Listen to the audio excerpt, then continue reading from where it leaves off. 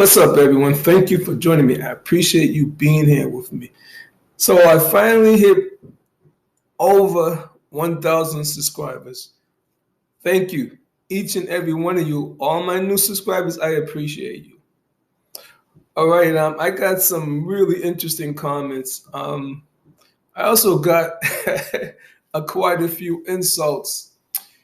And for those people who are taking the time to write me and hate on me and make negative comments, hate only motivates me, so keep hating on me. Okay? The hate's not gonna make me upset. It's gonna only motivate me. So I love the hate. Okay? You're gonna motivate me. Okay, so in today's video, we're gonna listen to a young lady from Somalia whose family came here and they were living in a refugee camp. And white people were telling them, do not deal with those black people. Okay? I can't believe this. I'm glad that somebody's spilling the beans, okay? So I want to let you guys listen to what this young lady's saying. All right? So let's get started.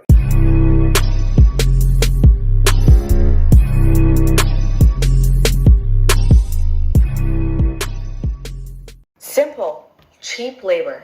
Why do you think America is playing hero right now with Ukraine? Why do you think America has always been the hero for refugees and immigrants? Why do you think immigration started to peak right after slavery ended? We're going to save you. We're going to give you housing, resources, safety. We're going to bring your kids. We're going to give you jobs. We're going to sell you the American dream. But the fine print of that contract, don't mess with these people. They're lazy, they don't want to work, they're violent, they're horrible people. They beat black people to the punch and got their side of the story out first. They modified and watered down the brutal and inhumane conditions and things that they did to black people and natives in this country. So now they place you in poverty-stricken communities. You're going to be grateful because you just came from a refugee camp. You're like, thank the Lord. What happens in every poverty-stricken community around the world? There's violence, there's crime, obviously. So now you, the refugee, the grateful refugee, gets to see everything that these people are talking about. Because had they placed these immigrants and refugees in thriving communities with thriving black people, they would have been like, dang, y'all were lying. The black people obviously aren't violent. Look at them, they're hardworking, they don't do anything. They got these immigrants working like dogs for scraps, and they're grateful. And here they are, the grateful immigrants and refugees, looking at black people like, why y'all not breaking your backs like we are? Because they already did. They broke their backs. They're the reason we're here. Why should black people work for scraps for the wealth that they built? Make it make sense. And black people are also given negative stereotypes about Africans. So no one's talking to the other person. No one is actually sharing stories and coming together to realize, no, wait, this is common enemy number one, not you guys. So that's the story of the grateful refugee. Beware of black people and stay away from them. They are not good people is one of the first things that my mom was told when she came to this country. I am a first-generation immigrant child. My parents came here back in 1993 after the Somali War. My parents came here as refugees, and they were taught the ways of the Americans by white people who were helping them stay in hotels, giving food, shelter, etc., etc. My mom told me a lot of things that the guides would tell them. They would say, these people, they're black, they get into a lot of crimes. I wouldn't suggest that you mess around with them. One day, my mom was taking a permit class, and just like the jail yard, the black people were together, the Mexicans were together, the Africans were with the Africans, the Asians with the Asians, whatever. And as the instructor was talking about, driving and on the road, she said, just make sure that you're paying attention. And for you, she pointed to the Asians and said, don't laugh. Okay, so you all heard what that young lady said. The white supremacists that are letting these refugees and immigrants into this country are trashing Black American. They don't want them to connect with us. This is so sad. And I want to give a shout out to that young Somalian sister for telling us, okay? I really appreciate her. And I also want to give a shout out to Phil Scott Show because I did see this video on his show. So shout out to him. So now we know exactly why this is happening to us. And they're being brainwashed. They're being brainwashed just like we were brainwashed watching all these TV shows and stuff with Tarzan in Africa and all that stuff. But I say the solution to all this, one of the solutions is that we need to start talking. We need to really talk, especially to our African brothers and sisters, because you know how we are in the Black community. A lot of times we don't talk to and speak to each other. We really need to take the time to talk. All right? We do. All right? So we know. So now you got an idea why people are hating on us. I remember one of my Dominican friends recently was telling me that I was talking about wearing hoodies and stuff, made me feel comfortable in the wintertime. And he said that his mother was really scared of people in hoodies. He didn't say black, but I think he meant when she's around people with hoodies. So I think she was being brainwashed. And she came in like in, I think he said they came in like in the mid 80s and stuff when he was a little kid. All right, so it's a government. You know how our government's behind, doing little dirty things and stuff. So yes, we need to start talking to people. Now I hate to say we need to check people, but we also need to speak up and let people know that's coming into our community that they can't just be disrespecting us. We can't allow people who are coming into our community and disrespecting us.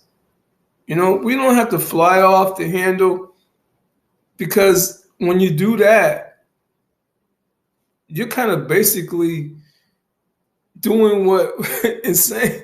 You're showing what them that, oh man, that these white people are right. These Black Americans are out of control. They're crazy and stuff, and they're gonna see us that way. So always do your best to try to stay calm, talk to them. I won't say check them, but talk to them and tell them in a nice way. Listen, I'm not putting up with that kind of behavior. And if they're giving you a hard time, get out of the business, okay?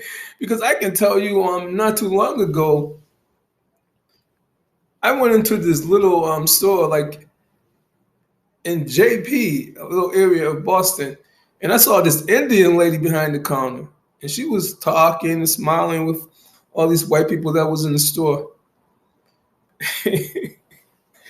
And as soon as I walked in the door, as soon as she saw my black skin, she threw this mean dog look on her face and was just staring at me like, yeah, I'm watching you.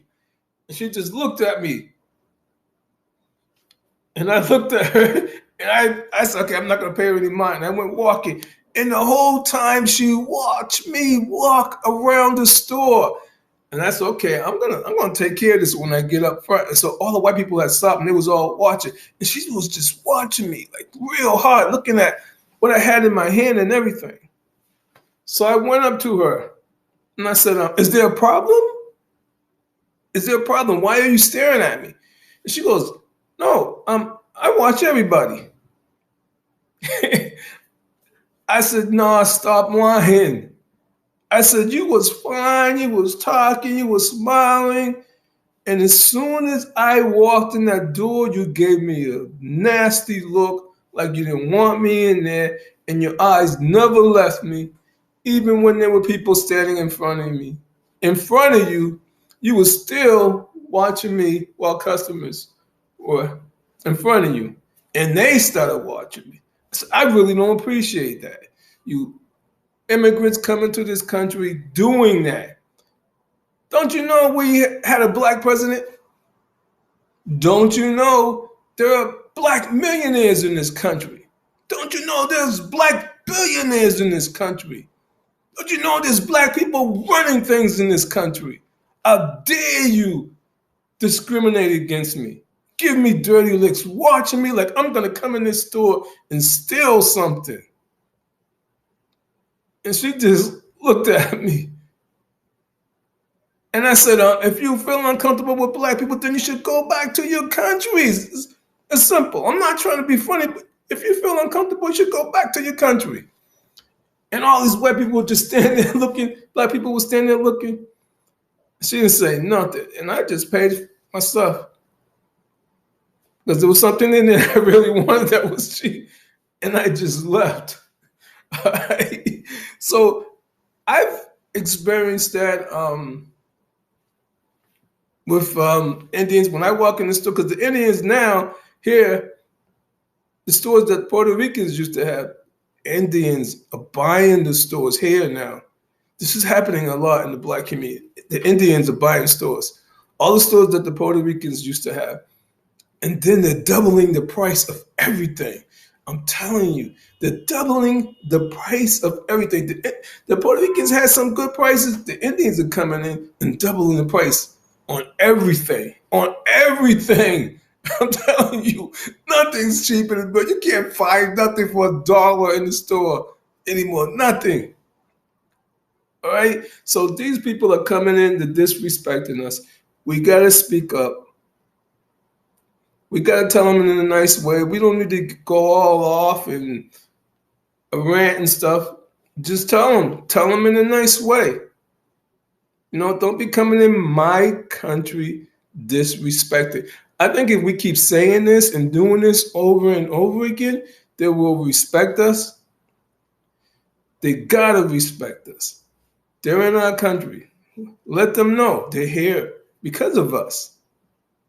We opened the door for them, and they're gonna come in here and respect us. And to our sisters, stop going into these beauty salons and supporting these people that's showing you no respect. I don't get it. I don't get it why we're doing this. If you keep doing it, they're not going to show us any respect. Our sisters need to stop going in the store and buying all these weaves because you know they're following you around. You know they're disrespecting you. And you still keep going into their business. I don't understand. If I feel uncomfortable in somebody's business, I just get the hell out. You know, it was just that one time I was in there. I had to say that to a lady, and I went back there a couple of times more afterward, and she seen me, and she was like, she wasn't doing it anymore, and she was like, "Yeah, hi," you know, trying to put a face smile. I mean, she was the only one doing it because the reason why I was going in there was an Indian guy that was in there, and I never had any problem. But with her, she would do that. So I kept going back and see if she changed. And yeah, she changed. I made her change. Okay, so I have like hundreds of stories like that where foreigners are in the black community and they're disrespecting, being so disrespectful. I had that happen to me also in Cleveland. When I lived in Cleveland, this gas station I used to go to all the time. And this Indian guy had just started working in there, and I'm getting ready to go to work with suit and tie on. And this was like years back. And they had a section where you can get chips and everything for like 50 cents. And I'm over there. I walked over to that section to buy some little chips and popcorn. This Indian guy knew behind the counter. And when I seen that, I went straight up and I just tore into him. He was like, oh, he was looking at me. So, are you stupid? Are you stupid? You just came into my neighborhood. I know you just started working here because I live down the street. I always come in here and you're standing there and watching me doing all this. Like I'm going to steal some 50-cent bags of chips or popcorn or anything like that. I said, that's insulting. I was like, I'm telling you, this better not happen to me again when I come in. And then this black African guy come walk. Oh, what happened? And I told him, and he just looked at me. And I said, you're not gonna be here long doing stuff like that. He didn't say anything. Everybody looked at me and smiled, and I just walked out. So check them in a nice way. If they give you a hard time, don't do business. Sisters, stop doing business in these beauty shops, hair salons, nail places where they're not showing you any respect. Liquor stores, stop going in their restaurants. They need our money. Stop giving them our money. Stop it. Okay, come on. Use some common sense. All right? The only way to get them to respect us. Because if we're not going in there and spending that green, they can't stay in business. And their attitude's going to change anyways. All right? So I know there's some good ones, but a lot of them suck. And I got like hundreds of stories that I can tell you. Right? And I'll save them for you. But watch out for my next video after this one. It's something else. And I'm going to talk a lot about things that, as far as, immigrants in Washington, D.C. So watch out for my next video. Okay? Thank you again. I appreciate each and every one of you. Black people, come on. Let's get it together. Brothers and sisters, let's get it together. Let's stop the hate. Let's, as a people, get it together. And stop letting people dog us. I appreciate each and one of you. Take care. Achievements will. Peace.